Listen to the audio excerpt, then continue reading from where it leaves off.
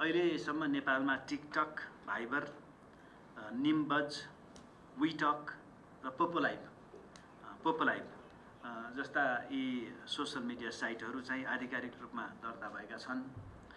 अब दर्ता नभएका प्लेटफर्महरू हेऱ्यो भने फेसबुक, इन्स्टाग्राम, व्हाट्सएप, यसको मातृ कम्पनीलाई हामी मेटा भन्छौँ।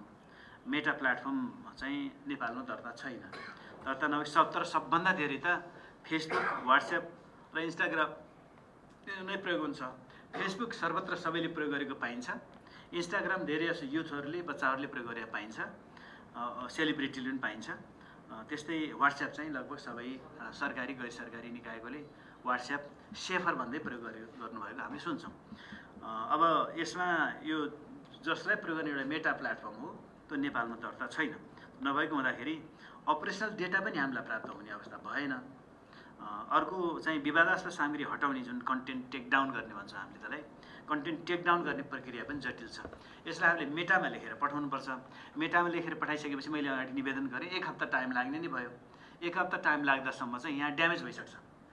Justice delayed is justice denied भने जस्तो 1 हप्ता टाइम लाग्दा जे क्षति हुन्छ त्यो क्षतिको रिपेरेसन चाहिँ फेरि ढिलो हुन्छ, जो चिन्ताजनक कुरा हो। त्यस्तै यो व्हाट्सएप, डिस्कर्ड हामीले धेरै सुनेको, यस्तो नयाँ सुनेको। व्हाट्सएप भयो, डिस्कर्ड भयो, एक्स भयो, स्न्यापच्याट भयो, इमो, विच्याट, रिडिट, युट्युब, जिमेल लगायतका प्लेटफर्मबाट युजर डिटेल र टेकडाउन सम्बन्धमा कुनै पनि रेस्पोन्स आउँदैन। किनभने हामी कहाँ दर्ता छैन, उहाँ legally they are not binded to our legal system. त्यस कारणले हामीलाई त्यहाँ समस्या छ।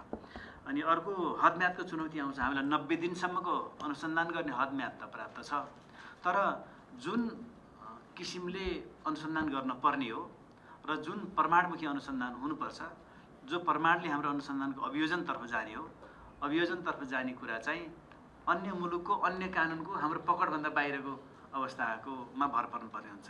त आइहाल्यो भने मनसुन जस्तो, आइहाल्यो भने खेती भयो, भएन भने जस्तो हामी यहाँ त्यो अवस्था चाहिँ छ।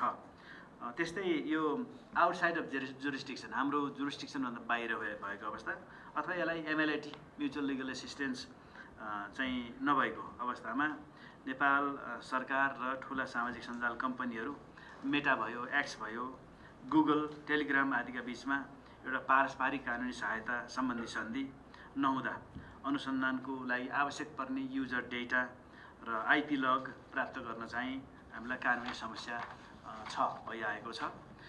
कम्पनीहरूले नेपालको कानुनी अनुरोधलाई प्राथमिकता दिएको पनि पाइएन विगतदेखि अहिलेसम्म हेर्दाखेरि।